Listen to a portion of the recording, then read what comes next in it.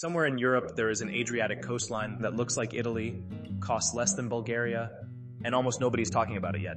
That place is Montenegro. And before the algorithm figures it out, here is what the numbers actually look like in 2026. Montenegro sits on the Adriatic Sea in southeastern Europe, wedged between Croatia, Bosnia, Albania, and Serbia.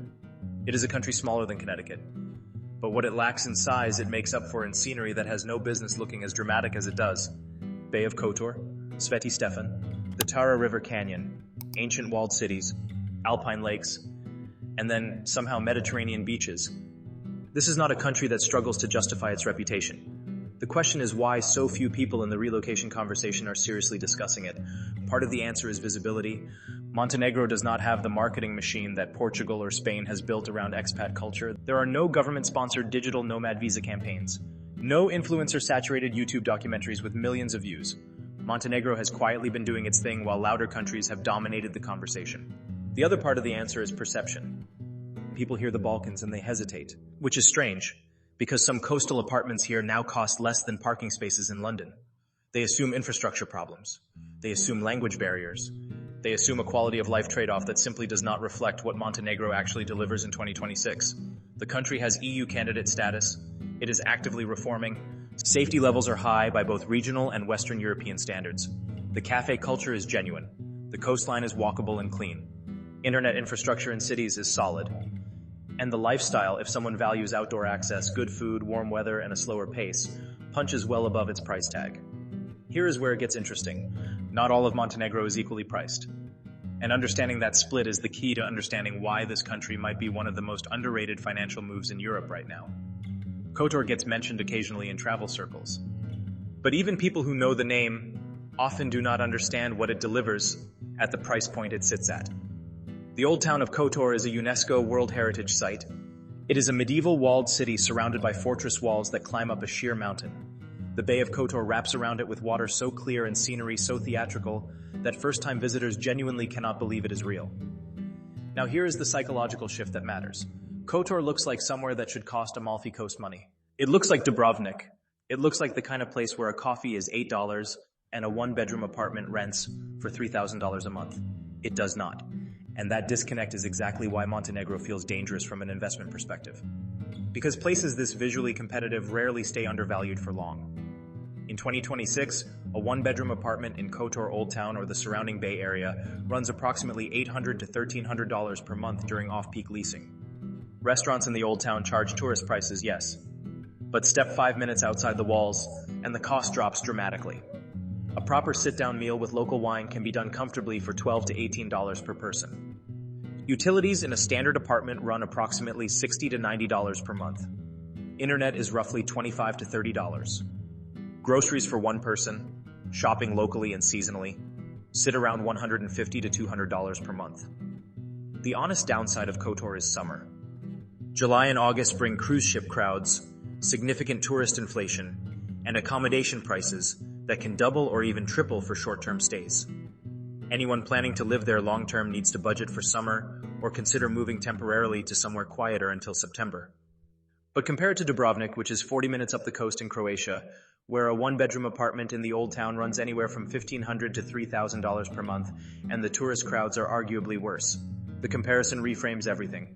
Kotor is not a cheap city, but it is a dramatically underpriced city relative to what it offers. Budva is Montenegro's beach capital, and it operates differently from Kotor.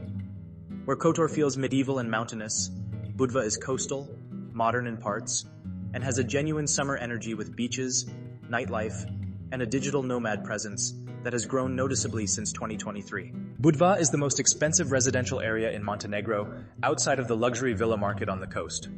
Rent for a one-bedroom apartment in a decent location near the beach runs approximately $900 to $1,500 per month, depending on the building and proximity to the water. That makes it roughly 40 to 50% more expensive than inland Montenegro and Podgorica. But here is the context that matters. Budva is still cheaper than Split in Croatia, cheaper than the Algarve coast in Portugal during peak lease season, and dramatically cheaper than any comparable beach town in Italy or Greece. For anyone running a remote income or building a location-independent lifestyle, Budva makes a compelling case. The beaches are genuinely good. And this is where the psychology changes. In much of Western Europe, this lifestyle now belongs almost exclusively to retirees or the wealthy. In Montenegro, many remote workers can still realistically access it. The infrastructure works, flight access has improved, and for mobile data while traveling or during the initial setup period, a Saili eSIM link is available below. The trade-off with Budva is that it can feel heavily tourist-oriented in the summer and noticeably quieter in winter. It is not a year-round buzzing city. It is a seasonal town with apartment prices that do not always drop as much as the foot traffic does. Some people love that rhythm. Others find it isolating from November through March. Now here is where Montenegro's real value proposition becomes impossible to ignore. But Montenegro's real financial advantage is not actually on the coast. Podgorica is the capital city. It is not glamorous. Nobody is moving to Podgorica because of the scenery or because of Instagram content. It is a functional, modern, mid-sized Balkan city with wide streets, plenty of cafes, decent shopping, and all the practical infrastructure a person actually needs day to day. And the prices reflect the fact that it has not been romanticized. Rent for a comfortable, well-located one-bedroom apartment in Podgorica runs approximately $450 to $700 per month in 2026. Groceries are the same prices as the rest of Montenegro because most supply chains run through the capital anyway. Transport is cheap.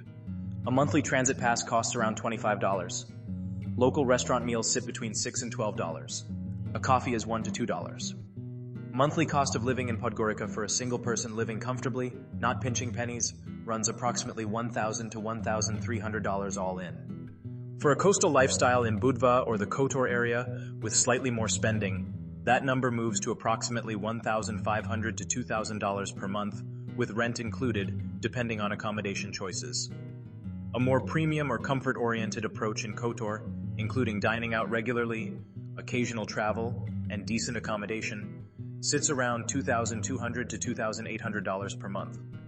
These are not numbers that require explanation, they speak clearly. Would living here actually feel realistic? That depends on what realistic means. For anyone earning remotely in dollars or euros, Montenegro is not just realistic. It is one of the most financially logical choices in Europe right now. But low living costs only matter if staying long-term is realistically possible. On the residency side, Montenegro is accessible.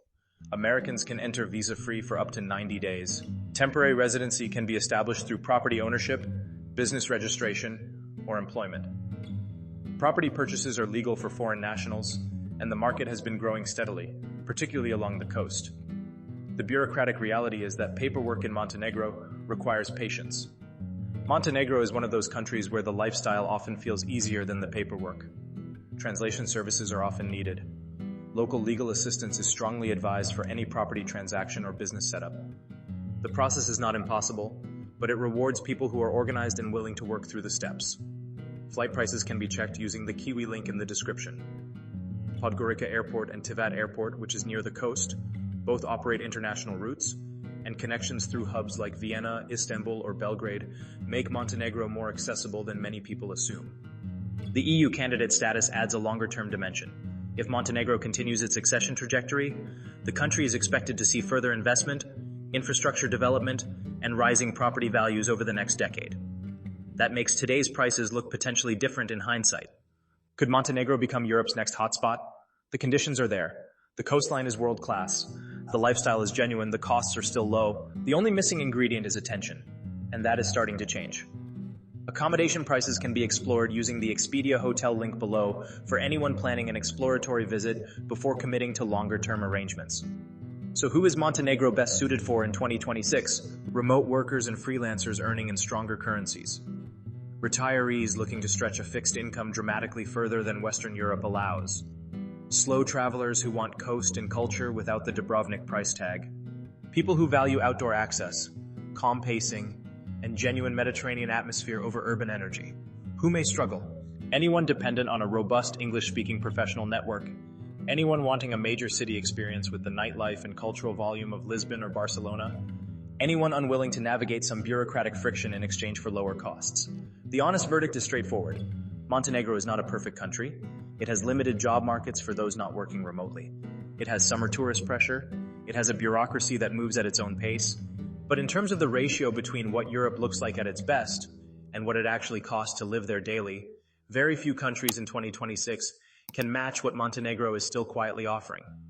Montenegro still feels like the version of Europe many people assume disappeared financially years ago. It still feels financially disconnected from the lifestyle it offers. History suggests places like that rarely stay hidden forever.